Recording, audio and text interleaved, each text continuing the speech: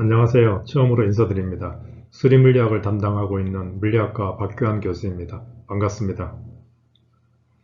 본의 아니게 수리물리 강의를 이렇게 온라인으로 시작하게 되었습니다. 여러분들이 불편하시더라도 잘 지켜보시고 강의를 따라와 주시기 바랍니다. 수리물리 강의가 수식을 중심으로 하고 있고 자연의 법칙을 표시하는 것들을 배우는 것이니만큼 여러분들이 제 얼굴을 계속 보는 것은 별 도움이 안 될 것 같습니다. 따라서 앞으로 강의는 여기 카메라 화면은 삭제를 하고 음성만으로 전달하도록 하겠습니다. 감사합니다.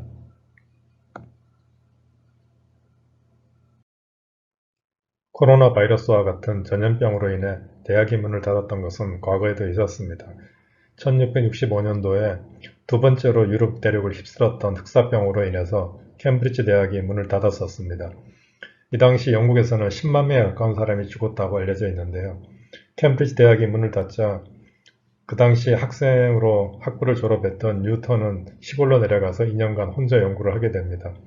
위키피디아에서 보시면 재밌는 것이 뉴턴은 캠브리지 대학의 학생이었을 때는 그다지 두각을 드러내지 못했는데 집에 가가지고 홀로 연구를 하면서 현재 우리가 알고 있는 수리물리학의 기초가 되는 캘큘러스라던가 광학, 그 다음에 중력과 같은 물리학에 혁혁한 공을 세웠다고 알고 있습니다. 여러분도 이 시절을 맞이해서 뉴턴과 같은 업적을 만드시기 바랍니다. 뉴턴과 더불어 물리학에서 중요한 업적을 이룩한 사람이 여러분이 잘 아시는 갈릴레오 갈릴레이입니다.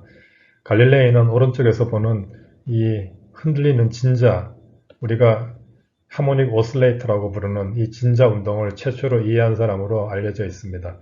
갈릴레이는 이 사실을 왼쪽 그림에서 보시는 피사 성당에 도움에 매달려 있는 램프를 보면서 이 아이디어를 얻었다고 전해지고 있습니다. 실제로 갈릴레이는 자기 맥박을 이용을 해서 진자가 움직이는 흔들리는 그 주기를 측정을 했었고 주기가 진폭에 상관없이 일정하다는 것을 발견했다고 알려져 있습니다. 갈릴레오의 이러한 관찰은 과연 옳은 것이었을까요? 램프와 같이 어떤 물체가 실에 매달려서 좌우로 운동하는 것을 우리가 펜들럼, 즉 진자라고 부릅니다. 갈릴레이가 관찰했던 이 진자는 우리가 수리물리를 익히는 데 있어서 좋은 예제가 될 것 같습니다. 그래서 이 펜들럼을 우리가 조금 더 살펴보면서 앞으로 배우게 될 수리물리의 여러 가지 이슈들을 한번 점검해 보도록 하겠습니다. 지금 여러분이 보고 계시는 이 진자는 중력으로 인해서 아래쪽 방향으로 힘을 받게 되고 그 힘이 실이 당기는 장력, 그 장력이 이제 중력과 맞서면서 이 원위치로 돌아가려고 하는 복원력을 이렇게 작용을 시키게 됩니다.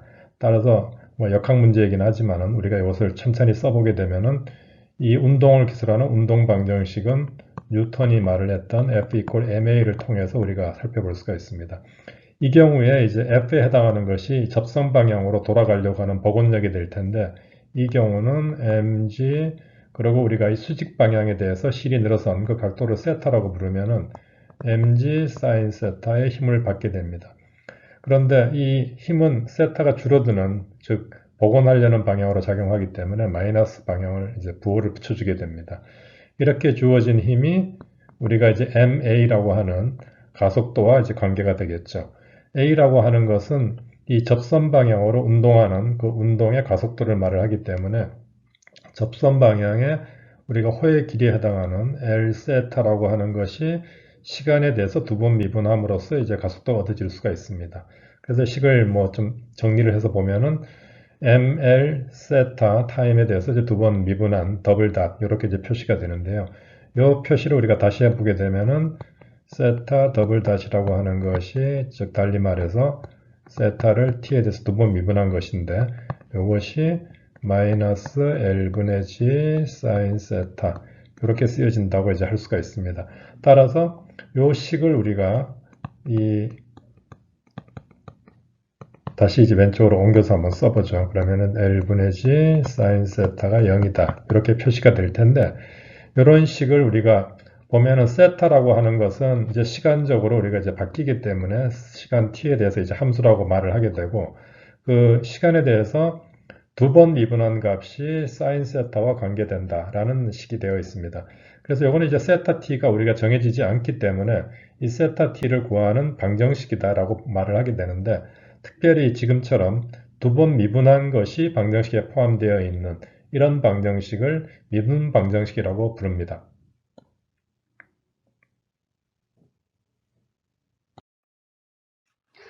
하지만 여러분들이 보신 이 방정식은 우리가 흔히 접하는 방식과 모양이 좀 다르죠. 우리가 보통 진자의 운동 방정식이라고 할 때는 앞서 표현과 다르게 두 번 미분한 세타를 이제 t에 대해서 두 번 미분한 값이 마이너스 L분의 G 사인 세타로 쓰여지기보다는 이 세타가 크기가 굉장히 작다라고 하는 근사적인 상황을 이제 계속 생각을 해가지고 사인 세타를 세타와 거의 같다 이런 어프록시메이션을 이제 보통 씁니다. 그래서 이 식을 우리가 근사적으로 L분의 G 세타 이렇게 이제 표시를 하게 되는데요. 이 식이 우리가 이제 늘 흔히 보게 되는 진자의 운동 방정식, 우리가 이거를 이제 또 다른 말로는 단순 조화 진동자 뭐 이렇게 어려운 말을 쓰기도 하는데요. 영어로는 simple harmonic oscillator 라고도 씁니다. 우리말로 이제 조화 진동자 이렇게 이제 부르는데요.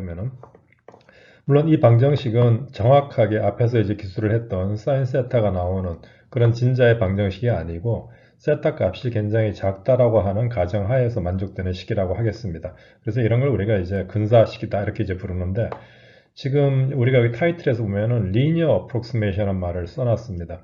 이건 이제 우리가 선형 근사 이렇게 이제 부르는데, 그 의미는 뭐냐 그러면은 이 지금 여기 적어놓은 이 진자의 운동 방정식이 세타라고 하는 것이 한 차례만 나오는 걸 볼 수가 있습니다. 물론 이제 사인 세타 같은 경우에는 이제 세타가 더 복잡하게 나온다 이런 의미로 이제 말을 할 텐데, 그 의미가 뭐냐라면은 만약에 우리가 세타 1이 이 방정식의 해가 되고 또 세타 2도 해가 된다라고 가정을 해봅시다. 즉 달리 말하면은 우리가 이제 세타 1을 미분한 것이 L분의 G 세타 1 이 식이 이제 성립이 되고, 또 같은 방식으로 세타 2에 대해서도 우리가 미분을 두 번 하고 세타 2를 하면 이제 식을 만족한다. 이렇게 이제 세타 1, 세타 2가 각각 이 솔루션이다라고 가정을 해보죠. 그러면은 우리가 새로운 세타를 이 세타 1과 세타 2를 어떤 각각의 서로 임의의 상수를 곱한 다음에 더한, 죄송합니다. 여기 2가 되겠네요. 이렇게 더한 것을 세타라고 부르게 되면은 여러분들이 이 세타를 원래 식에 집어넣음으로써 손쉽게 여기 처음에 적었던 이 방정식이 성립되는 것을 볼 수가 있습니다. 즉 이 이야기는 각각 어떤 임의의 해가 있을 때 그것들의 선형 조합, 우리가 이렇게 이제 쓰는 것을 리니어 컨비네이션이라고 부르는데요. 이런 선형 조합도 다시 해가 되는 걸 볼 수가 있습니다. 이런 성질을 갖는 것을 우리가 리니어 이퀘이션이라고 부르는데요. 그래서 선형 방정식 이렇게 이제 부릅니다. 그럼 지금 경우에는 이런 이 미분 방정식이 선형성을 띤 미분 방정식이 된다라고 이제 말할 수가 있는 거죠. 그래서 이걸 우리가 선형 미분 방정식이라고 부릅니다. 자, 우리가 앞서서 사인 세타가 아주 작을 때 세타로 근사할 수 있다 이런 말을 그냥 했었는데요. 이 사실을 어떻게 알았을까요? 우리가 이것을 이제 살펴보기 위해 가지고 사인 세타를 한번 일일이 그려보겠습니다. 사인 세타라고 하면 여러분이 잘 아는 주기함수가 되겠는데, 우리가 가로축을 세타라고 하고 오른쪽을 사인 세타를 그리는 이제 그 그래프를 그리기 위한 걸로 한번 축을 잡아보죠. 그러면은 여러분이 잘 아시는 것처럼 세타가 0일 때 사인 세타는 0이 되니까 원점을 지나고, 그 다음에 세타가 2분의 파이 되는 지점에서 맥시멈 값 1을 갖는 걸 알 수가 있습니다. 또 더 나아가 가지고 2분의 3파이가 될 때 이제 마이너스 1을 갖는 그런 경우가 되겠죠. 그 다음에 다시 이제 2파이가 되면은 여기에 요 지점입니다. 2파이가 되면은 다시 제로점을 지나면서 주기적으로 반복되는 걸 볼 수가 있습니다. 그래서 우리가 이거는 사인 세타를 주기가 2파이인 주기함수다 이렇게 이제 부르는데요. 지금 세타가 굉장히 작을 때 보자라는 것은 요 지점을 보자는 이야기가 되겠죠. 그래서 그 지점을 우리가 확대해서 그려보게 되면은 이런 식으로 이제 그려질 텐데요. 요 부분에서 우리가 세타가 아주 작다라고 하는 것은 여기 접선을 하나 그어가지고 요 접선이 이 세타가 아주 작을 때는 사인 세타를 접선으로 우리가 간주할 수도 있겠다라는 개념이겠죠. 그러면은 그 접선의 기울기를 알아야지 우리가 이제 이 사인 세타가 접선으로 근사적으로 아주 작은 영역에서는 이 직선인 것처럼 간주할 수 있는 이런 게 될 텐데, 사인 세타가 0인 지점에서의 접선의 기울기가 얼마가 될까? 이거를 이제 보려면은 여러분이 고등학교 때 배웠던 미적분을 통해 가지고 사인 세타가 0인 지점에서 기울기가 얼마나 될까라는 계산을 해야지 되겠죠. 그래서 여러분들이 이제 사인 세타를 세타에 대해서 미분을 계산을 하면은 코사인 세타가 될 것이고, 세타가 0일 때는 기울기가 1이 되는 걸 알 수가 있어서, 그래서 이 접선의 기울기는 1이다 라고 하는 걸 알 수가 있죠. 그래서 이 접선의 우리가 기울기가 1이니까 이걸 이제 세타라고 써주는 것이 바로 여기 지금 우리가 했던 근사 사인 세타가 세타로 간주될 수 있다 라는 말을 증명하는 게 되겠습니다. 자, 앞서 진자의 운동 방정식을 우리가 미분 방정식이라는 이름으로 알아보았었는데요. 이 방정식에서 볼 때는 세타가 우리가 t의 함수라고 할 때 이 세타를 t에 대해서 두 번 미분한 것이 앞서서 L분의 G 사인 세타이던가 또는 근사적으로 L분의 G 세타 이렇게 이제 표시했던 것이죠. 이렇게 미분 방정식이 한 변수 시간 t에 대해서 미분의 형태로 주어져 있을 경우를 우리가 Ordinary Differential Equation, 상미분 방정식이라고 부릅니다. 이런 그 Ordinary Differential Equation은 일반적으로 앞서 말씀드렸던 것처럼 리니어 이퀘이션일 수도 있고, 또는 이 사인 세타가 나오는 경우에는 앞에서 말씀드렸던 그 선형성이라고 하는 두 개의 해가 더해졌을 때 또다시 해가 되는 성질이 사인 세타의 경우에는 성립되지가 않습니다. 이처럼 이 리니어한 성질이 만족되는 경우와 되지 않는 경우를 우리가 구별을 해서 리니어한 경우를 선형 미분 방정식, 그 다음에 그렇지 않은 경우를 비선형 미분 방정식이라고 부릅니다. 뒤에 나오겠지만은 이런 어떤 함수가 t라고 하는 하나의 변수에 대해서만 함수로 주어지는 것이 아니라 여러 개 다른 뭐 예를 들어서 x, y, z 이렇게 좀 많은 변수의 함수가 되는 경우도 있습니다. 이럴 경우에 보면은 미분이 t에 대한 미분도 있지만은 x에 대한 미분, y에 대한 미분 이렇게 또 다른 변수에 대한 미분도 우리가 고려할 경우가 생깁니다. 이럴 경우에 우리가 어떤 특정한 그 변수, 예를 들어서 x라고 해보죠. x에 대해서만 이 미분하는 경우를 이런 표현으로 우리가 이제 표시를 하는데, 이 표현은 이 t와 y와 z는 상수 취급을 하고 x만 변수를 취급해서 x에 대해서 미분을 한다 라는 의미에서 우리가 편미분이라고 부릅니다. 이런 것을 편미분 또는 partial differential, partial differentiation 이렇게 이제 부르는데, 이런 편미분들로 연결돼서 미분 방정식이 주어지기도 합니다. 이러한 미분 방정식을 우리가 이 partial differential equation 편미분 방정식이라고 부릅니다. 자, 그럼 다시 진자의 운동으로 돌아와 볼까요?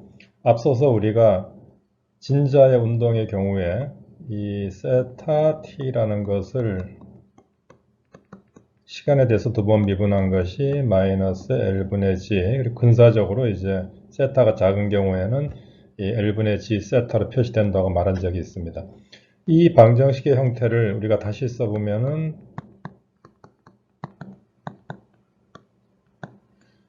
세타를 t에 대해서 두 번 미분한 것이 세타에 다시 비례한다, 이런 성질을 가지고 있는데요. 이런 형태의 방정식을 우리가 Simple Harmonic Oscillator, 단순 조화 진동자라고 부릅니다. 이 이퀘이션은 앞서서 보여줬던 이 펜들럼에서만 등장하는 것이 아니고, 왼쪽의 그림에 여기 있는 것처럼 이 스프링에 매달린 매스가 약하게 살짝 당겼다가 나왔을 때 진동을 하는 경우에도 같은 방정식이 성립이 됩니다. 이 경우에는 이 가해지는 힘이 우리가 후크의 법칙에 의해서 이렇게 마이너스 kx, 그러니까 이 말은 우리가 평형점에서 얘가 이제 이동한 그 사이 거리를 x, 이게 이제 시간적으로 변하니까 우리가 xt라고 할 때 이 힘이 마찬가지로 이 x를 시간에 대해서 두 번 미분한 f equal ma 형태가 되어서, 이 방정식은 우리가 다시 또 옮겨서 써놓고 보면은 dx를 t에 대해서 두 번 미분한 것이 m분의 kx제로 해서 이 두 개 방정식의 모양이 같은 것을 볼 수가 있죠. 차이가 난다고 하면은 이 앞에 붙는 L분의 G라던가 또는 N분의 K와 같은 이런 비례 상수만 이제 달라질 텐데요. L이 길이, G가 중력 가속도, M은 질량, K는 스프링 상수, 이처럼 물리적인 어떤 상수 해석만 달라질 뿐이지 방정식 자체를 놓고 볼 때는 똑같은 방정식이 됩니다. 그래서 이런 방정식을 우리가 Simple Harmonic Oscillator Equation이라고 부릅니다. 자, 이 경우에는 우리가 이 운동이 어떻게 될지 짐작을 해볼 수가 있는데요. 지금 이 왼쪽에 애니메이션에서 보듯이 추가 아래 위로 진동하는 것을 우리가 시간에 대해서 이렇게 쭉 쫓아가면서 그려보면 이렇게 위아래로 주기적으로 이렇게 진동하는 것을 예측할 수가 있습니다. 그래서 요거를 우리가 이 축을 시간 t축으로 생각을 하고 요 아래 위로 움직이는 그래프를 xt라는 그래프로 그려보게 되면은 짐작하시겠지만 거의 사인파 형태의 어떤 사인 커브와 같은 모양을 그릴 걸 짐작할 수가 있습니다. 자, 우리가 고등학교 때 미적분학을 잘 배웠으니까 과연 이런 일이 일어나는지 한번 가늠을 해봅시다. x가 만약에 xt가 지금 예측한 것처럼 어떤 사인의 이 t의 함수가 될 텐데 우리가 여기 지금 비례상수가 뭐가 될지는 모르니까 일단 임의의 상수 a를 두고 sin at 형태가 된다고 가정을 해봅시다. 자, 그러면은 우리가 이걸 한번 이제 시간에 대해서 미분을 해보게 되면은 a 코사인 at가 될 것이고 한 번 더 미분을 하게 되면은 어떻게 될까요? 그러면은 이제 a가 한 번 더 나오고 코사인은 마이너스 사인으로 바뀌니까 마이너스 a 제곱에 sin at가 되는 것을 알 수 있습니다. 그래서 이 식과 비교를 해보게 되면은 이것이 바로 마이너스 n분의 k 그 다음에 x가 sin at가 x라고 잡았었으니까 이렇게 이제 표시되는 것을 볼 수가 있죠. 결국 이 식을 만족한다라는 것은 a 제곱이 n분의 k가 되면은 그러면은 바로 우리가 앞서서 말했던 Simple Harmonic Oscillator Equation의 해가 된다는 것을 알 수가 있습니다. 그래서 a를 더 써보면은 루트 n분의 k 이렇게 표시할 수가 있고 또 나아가서 여러분들이 이 x라고 하는 것을 sin at라고 적었었는데 여기에 우리가 어떤 임의의 상수 라지 a를 곱했다고 합시다. 앞서서 이 방정식이 선형 방정식이기 때문에 여기에 어떤 것을 상수배를 한다고 하더라도 여전히 솔루션이 되는 것을 우리가 말한 적이 있습니다. 따라서 a sin small at 다시 써서 a sin 루트 n분의 kt 라는 것이 해가 된다는 것을 우리가 알 수가 있죠. 그래서 처음에 예측했던 대로 이런 함수가 이 a sin 스퀘어 루트 n분의 k t와 같은 주기함수로 솔루션이 주어지는 것을 알 수가 있습니다. 자, 진자의 경우도 앞에 스프링 경우와 같이 같은 심플 하모닉 오슬레이터 이퀘이션이기 때문에 우리가 사인 함수를 이용해서 솔루션을 써볼 수 있겠습니다. 앞에서 스퀘어 루트 n분의 k에 해당하는 것이 이번에는 이제 스퀘어 루트 l분의 g 이렇게 이제 표시될 테니까 함수 모양은 거의 같죠. 상수만 달라집니다. 이 경우 사인 함수가 우리가 주기함수라고 말을 했었는데 사인이 다시 제자리 돌아오기 위해서 걸리는 시간을 우리가 그것을 라지 t라고 했을 때 이 사인 함수가 주기함수이고 라지 t 시간이 흘렀을 때 다시 제자리 돌아오기 위해서는 이 값이 2파이인 경우에 그런 일이 일어나겠죠. 그래서 우리가 이 주기 t라고 하는 것은 여기 나온 것처럼 이 진자의 상수가 되는 L이라던가 G를 이용을 해서 표시할 수가 있습니다. 이렇게 보면은 진자의 진폭에 해당하는 라지 A라고 하는 것은 이 주기 T와는 전혀 상관이 없는 것을 볼 수가 있습니다. 따라서 갈릴레이가 처음에 관측했던 이 진자의 진폭에 상관없이 주기가 일정하다라고 하는 것을 이 수학적으로 우리가 이제 보게 된 것이죠. 그렇지만은 여러분들이 여기서 주의해야지 될 것이 이런 진자의 운동은 세타가 크기가 작아서 사인 세타가 거의 세타로 근사될 수 있다 라고 하는 우리가 어프로스메이션을 써서 이 얻었던 방정식에서 해가 된 것입니다. 그 이야기는 세타가 좀 더 커지게 되면은 바꿔 말해서 진폭이 더 커지게 되면은 주기가 바뀔 수도 있다는 거죠. 따라서 이 말은 다시 하면은 갈릴레이가 처음 관측했던 것은 진폭이 아주 작을 때에만 성립되는 것이다 라고 할 수 있겠습니다. 이 세타가 아주 작지 않고 원래 우리가 처음에 출발했던 방정식, 그러니까 사인 세타로 표시된 이런 비선형 미분 방정식의 경우에는 앞서 본 것과 같이 사인과 같은 주기함수로 간단하게 표시되지가 않습니다. 이 경우도 주기운동이 되기는 하는데요. 그 함수 모양이 사인 함수로 되지 않고 조금 더 복잡한 엘립틱 함수라고 하는 그런 특이한 함수로 이제 표시될 수가 있습니다. 이 부분에 대해서는 나중에 기회가 되면 다시 언급하도록 하겠습니다. 자, 여러분들이 여기까지 듣고 나서 질문이 생기지 않을까 싶은데요. 그 이유는 사인이 우리가 주기함수라고 하고 사인을 써서 솔루션을 얻어봤었는데 코사인은 왜 안 되느냐라는 말을 할 수도 있겠습니다. 예를 들어서 여러분들이 스퀘어 루트 n분의 k t를 이제 코사인에 대한 그 코사인을 걸어서 이런 함수를 만들었더라면은 어떻게 됐을까요? 여러분들이 이것을 다시 집어넣고 심플 하모닉 오슬레이트 이퀘이션 확인을 해보시면은 이것도 솔루션이 되는 것을 알 수가 있습니다. 따라서 꼭 사인만이 아니고 코사인도 된다는 것을 알 수가 있는데요. 앞서서 여러분들이 이 선형 미분 방정식이라는 말을 들었을 때 각기 다른 해가 있더라도 그 두 해를 더한 것도 또 해가 된다 이런 말을 했었죠. 그러니까 그 이야기는 우리가 만약에 해를 a sin 루트 n분의 k xt 더하기 또 다른 상수 우리 이제 b라고 불러보죠. b 코사인 루트 n분의 kt 이런 선형 조합을 생각을 하더라도 여전히 x는 해가 됨을 알 수가 있습니다. 따라서 이 이야기는 우리가 지금껏 이제 봤던 이 방정식 풀이법하고 좀 다르죠. 물론 이제 미분 방정식의 풀이에 해당이 되는 건데요. 더 상세한 내용은 이제 수리물리 우리가 그 단원에 갔을 때 더 자세히 배우도록 하겠습니다. 자, 우리가 사인, 코사인만 생각을 해봤는데요. 만약에 여러분들이 그 함수가 사인이 모양이 아니고 다시 어떤 상수에다가 이 t를 곱한, 그래서 그것이 익스포넨셜 위에 있는 이 경우를 한번 생각을 해보죠.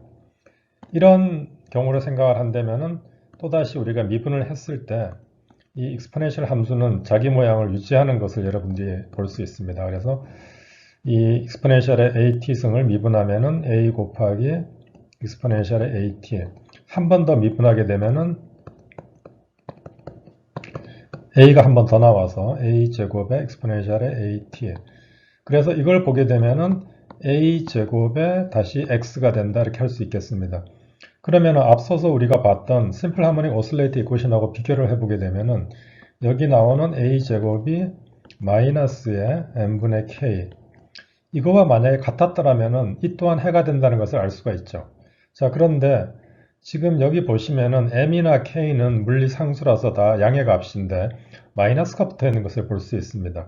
그런데 a제곱으로 왼쪽에 쓰여 있다 보니까 이 관계가 만족이 되려면은 a가 어떤 실수값이 아니라 이미지너리 넘버면 가능하겠다라는 생각을 할 수 있겠죠. 그래서 만약에 어떤 이미지너리 넘버 i 곱하기 스퀘어 루트 n분의 k 이렇게 표시됐더라면은 이 또한 솔루션이 된다라는 것을 확인할 수가 있습니다. 그래서 다시 말을 하자면은 x가 어떤 임의의 상수의 익스포넨셜의 i 루트 n분의 k t 이런 형태의 우리가 해를 생각을 해볼 수 있다라는 건데요. 자, 이 함수는 여러분들이 전혀 익숙하지 않을 것으로 봅니다. 익스포넨셜 위에 허수 i가 들어가고 그 다음에 이제 어떤 상수 곱하기 t 이렇게 주어져 있는데요.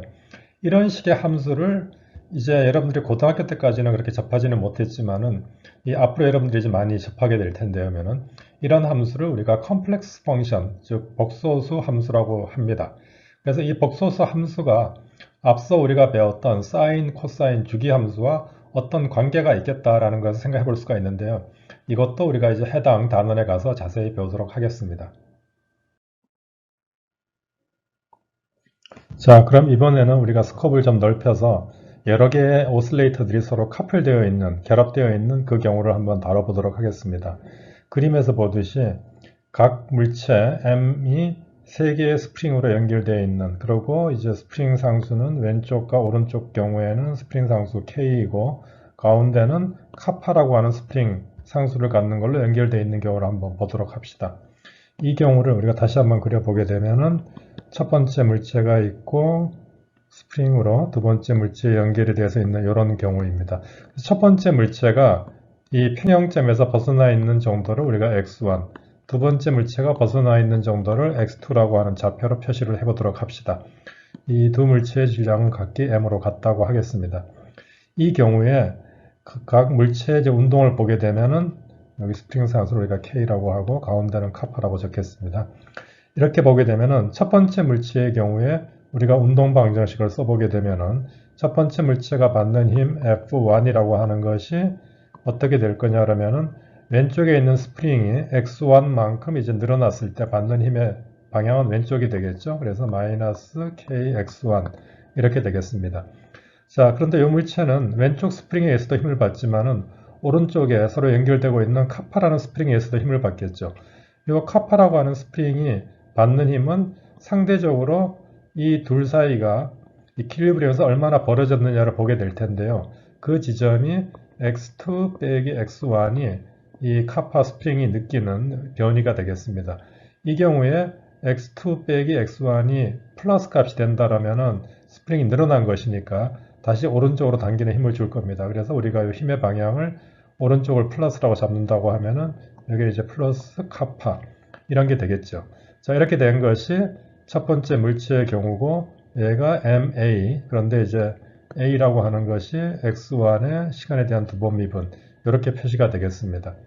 같은 식으로 우리가 두 번째 물체에 대해서도 이걸 써보게 되게 되면은 두 번째 물체의 경우에는 마찬가지로 마이너스 K의 X2 이렇게 표시가 될 것이고 이번에는 여기서 나오는 가운데 스프링에 의한 힘은 이제 반대 방향으로 작동이 되겠죠. 그래서 마이너스 카파의 x2 빼기 x1 한 것이 mx2의 시간에 대한 두 번 미분 이렇게 표시가 되겠습니다. 그래서 우리가 이 두 식을 결합을 해서 이제 써보게 되면은 여기 밑에 나온 것처럼 각기 x1과 x2 이 두 개의 변이 다 t의 함수죠. 이 두 개의 변이 t의 함수에 대응되는 두 개 함수의 미분 방정식으로 표시가 되겠습니다. 이렇게 된 것을 우리가 이제 결합된 미분 방정식, coupled differential equation 이렇게 부를 수가 있습니다. 자, 이처럼 coupled oscillator equation은 두 개의 함수, 우리가 x1t, x2t 이 두 개의 시간에 대한 함수로서 우리가 기술할 수가 있습니다. 자, 그런데 여기서 우리가 x1t와 x2t를 이 마치 벡터의 성분인 것처럼 해서 이거를 우리가 R 벡터 T라고 한번 표시를 해보겠습니다. 이렇게 해서 우리가 벡터 표시를 하게 되면은 이 두 개씩을 훨씬 더 간편하게 표시해 볼 수가 있는데요.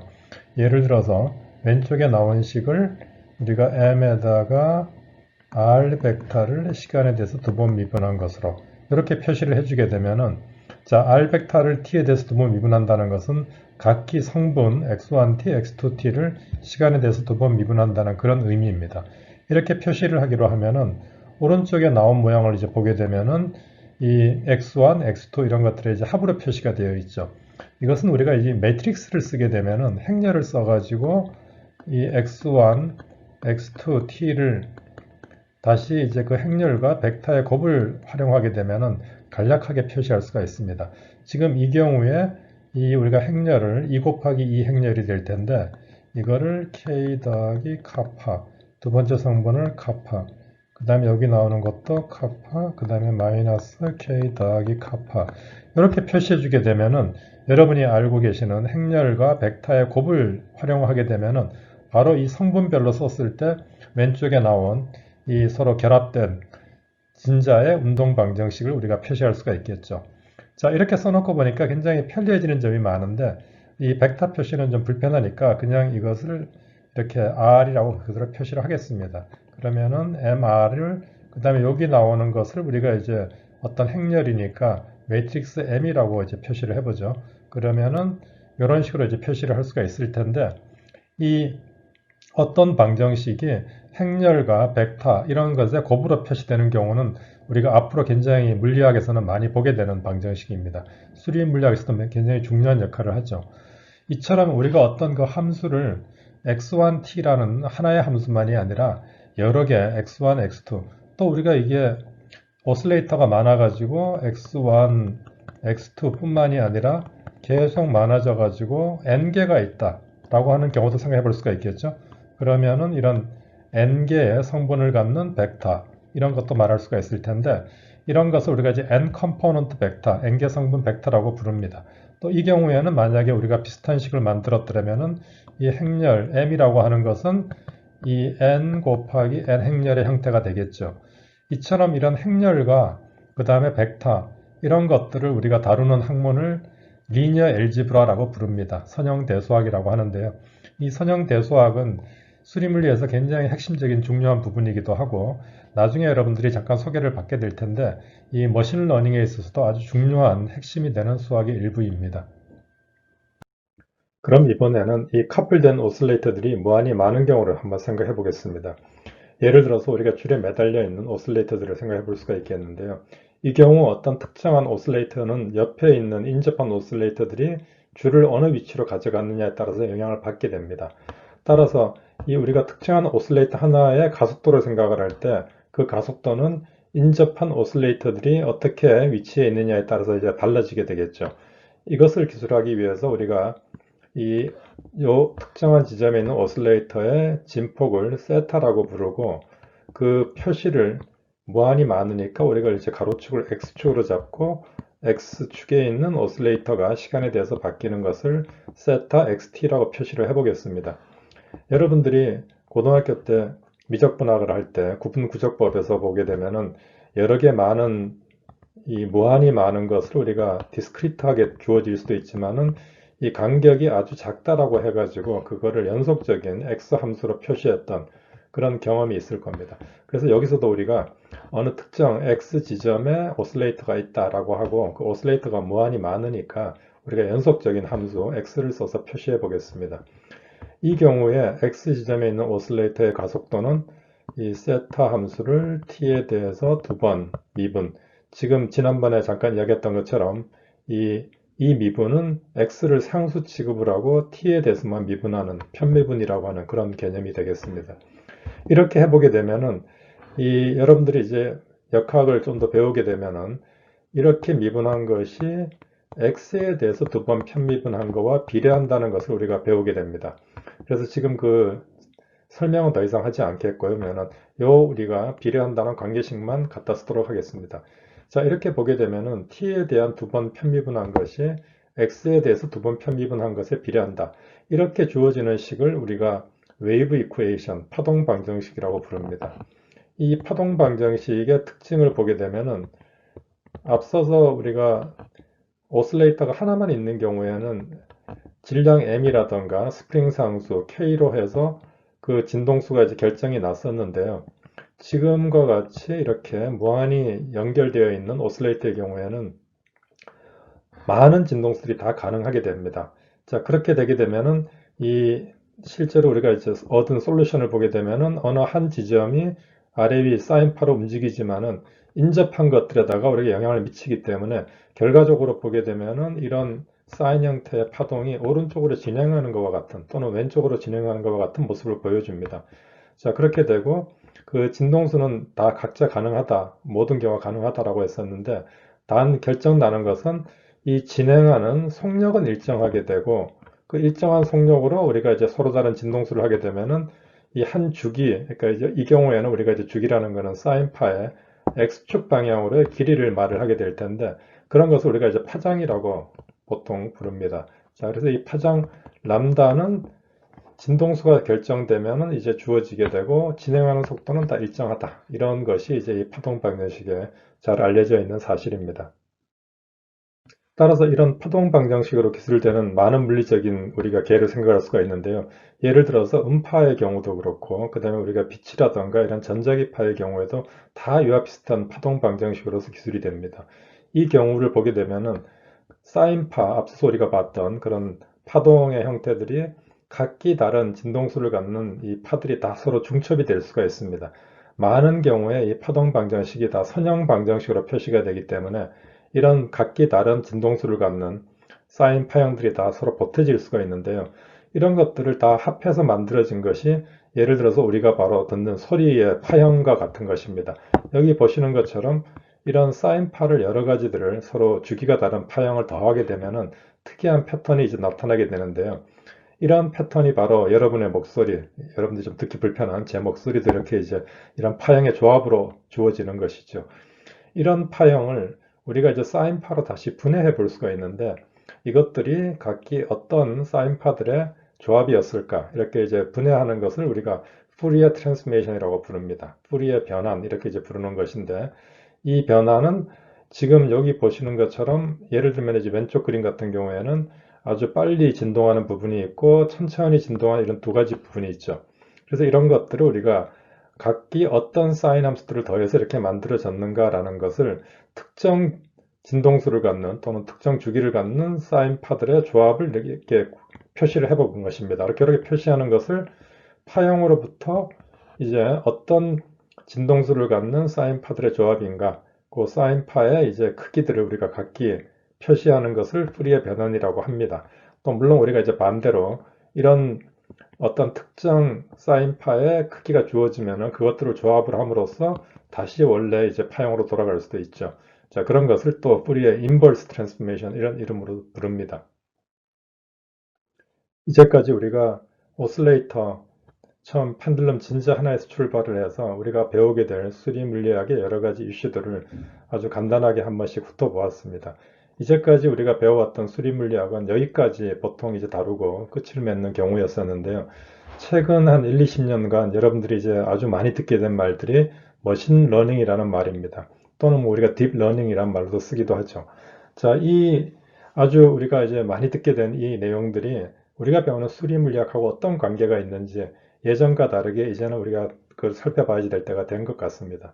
그래서 이번 강의의 이제 마지막은 지금껏 우리가 다뤘던 이 하모닉 오슬레이터가 수리물리의 이제까지 그 취급법을 넘어서서 머신러닝 관점에서 우리가 어떻게 이해를 할 수 있는지 간단하게 한번 이야기하도록 하겠습니다. 자, 이 지금까지 우리가 심플 하모닉 오슬레이터 이 이야기를 이제 수학적으로 쭉 이야기를 해봤었는데요. 만약에 어떤 사람이 이 진동하는 것을 놓고 우리가 수학의 어떤 뭐 사인 함수라던가 미분 방정식 이런 걸 하나도 모르고 있었다고 한번 생각을 해봅시다. 이럴 경우에 그 하모닉 오슬레이터를 처음 접한 사람이 예를 들면 갈릴레이라고 할 수 있겠죠. 그래서 시간축에 대해서 뭐 갈릴레이였으면 자기 이제 맥박을 가지고 이 시간축 t를 잡았을 텐데 시간축에 대해서 이 진동하는 여기 이제 t라고 되어 있는데 여기 세타라고 한번 고쳐서 써봅시다. 그런 것을 각 시간마다 변이를 우리가 측정을 해가지고 여기 보는 것처럼 이 파란 이 동그라미로 이렇게 이제 표시를 했다고 한번 해봅시다. 이렇게 됐을 경우에는 물론 이 실험 측정의 오차로 인해 가지고 정확하게 우리가 나중에 알게 될 어떤 사인 형태의 그게 그려지기보다가는 이제 오차 때문에 약간 이렇게 이제 벗어나는 형태가 얻어지겠죠. 자, 그래서 이제 실험적으로 우리가 이렇게 오픈 서클이라고 하는 이 파란 동그라미들로 이렇게 이제 실험되어 있다가 주어졌다고 합시다. 자, 그러면 이 단계에서 우리가 이제 이론을 모르고 아무것도 모른다고 가정을 하고 머신러닝에 맡겨서 한번 이거를 우리가 예측을 하게 하는 걸 어떻게 할 수 있을까 하는 문제를 다뤄보도록 하죠. 자, 그렇다 그러면은 가장 간단하게 우리가 일단 시도해 볼 수 있는 것이 이 파란 점들을 파란 서클들을 지나는 함수를 찾아내라 이런 것을 해볼 수가 있겠습니다. 자, 그렇게 하기 위해서 지금 이 그림에서 우리가 일단 그려본 것은 녹색으로 표시된 사인 커브가 정답일 거라고 우리가 이제 이론적으로 지금까지 배운 거를 표시를 하겠습니다. 그러면 물론 실험 측정 이 파란 이 원들은 정확하게 일치하지는 않죠. 이론과. 자, 그런데 지금 이 이론도 물론 모르고 있고 우리가 주어진 건 데이터밖에 없다라고 하는 경우에 한번 이것을 이제 기계 보고 예측을 해봐라. 이렇게 이제 한다면은 어떻게 할 수 있을지 한번 생각을 해봅시다.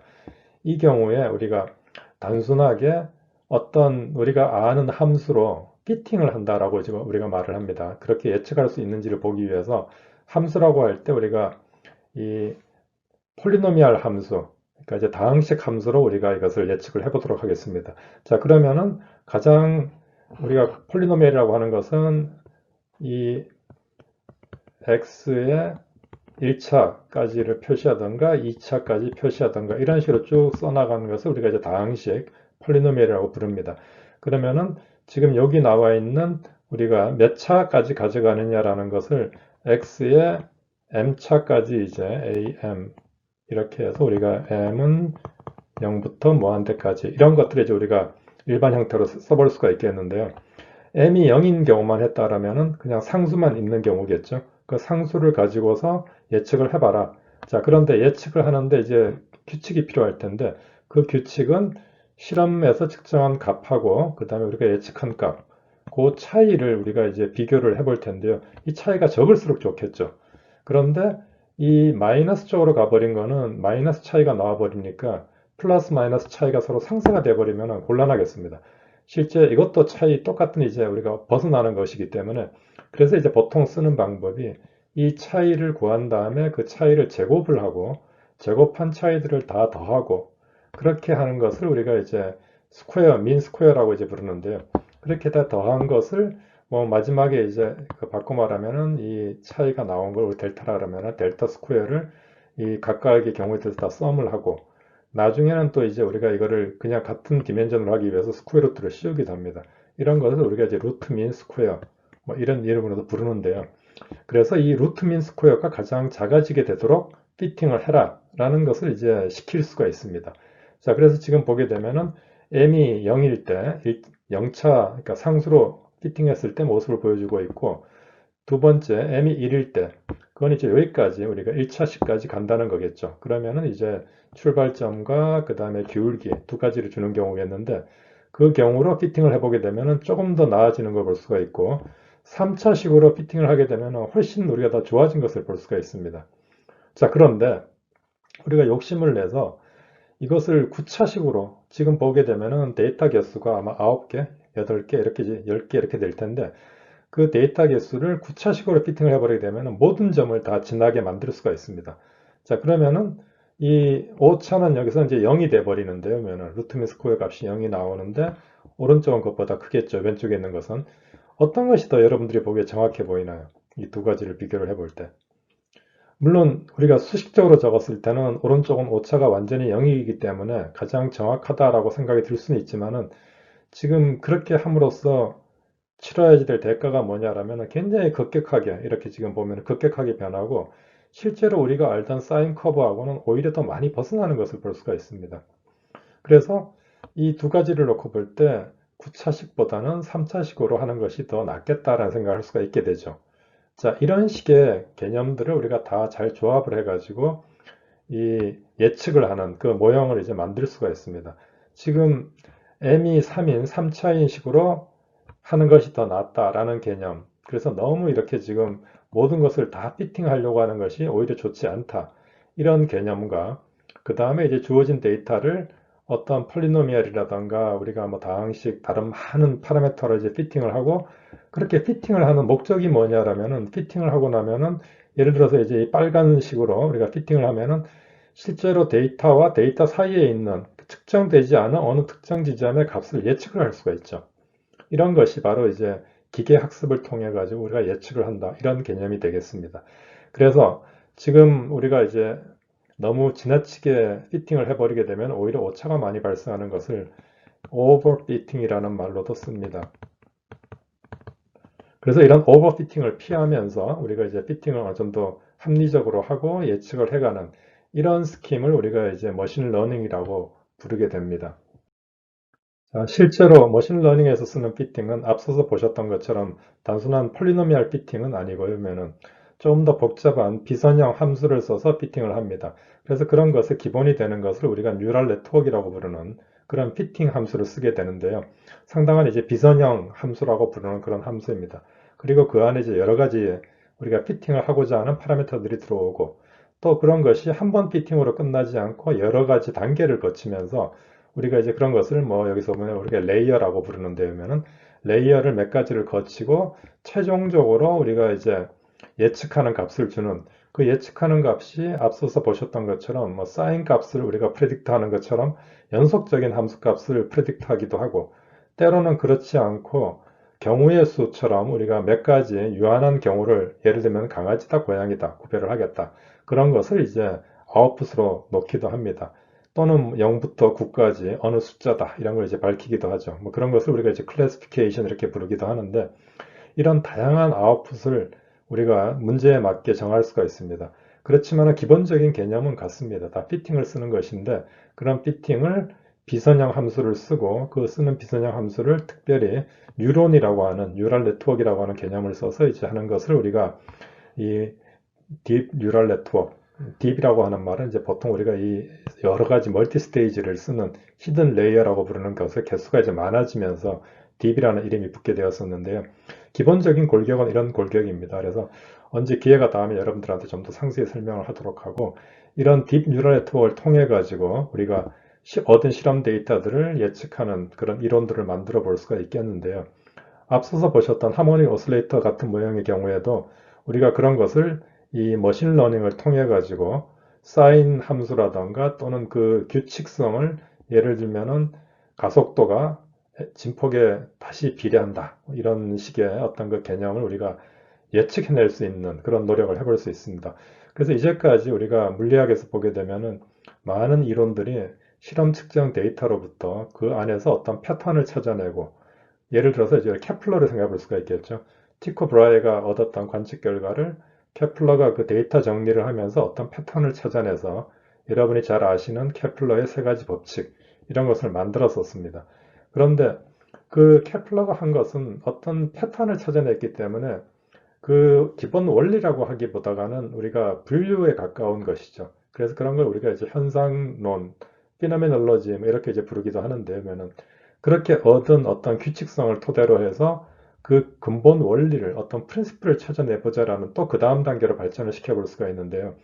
그 역할을 한 것이 바로 처음 시작 때 말을 했던 뉴턴이 되겠습니다. 그 뉴턴이 코로나 바이러스처럼 어떤 질병 하에서 여러분들 대학교 문 닫은 것과 같은 상황에서 시골 고향으로 가서 거기서 이제 그걸 유추해내고 알아낸 것이 바로 케플러가 얻었던 그런 식의 패턴으로부터 그것을 더 근본적으로 설명할 수 있는 뉴턴의 운동 법칙 그런 것을 밝혀낸 것이죠. 그래서 이 머신러닝이라고 하는 것도 어떤 패턴을 찾아내는 데는 큰 도움을 줍니다. 그래서 그 패턴으로부터 우리가 더 발전을 시켜서 근본적인 원리를 찾아내는 것은 다시 사람의 몫입니다. 기계가 모든 것을 다 할 수는 없고요. 그 사람들이 바로 여러분이 될 거라고 믿습니다. 그래서 부지런히 수리물리를 공부하시고 앞으로 여러분들이 머신러닝도 또 잘하시고 그런 것을 기반으로 해서 인류의 역사를 바꿀 수 있는 훌륭한 업적을 만드시기 바랍니다. 감사합니다.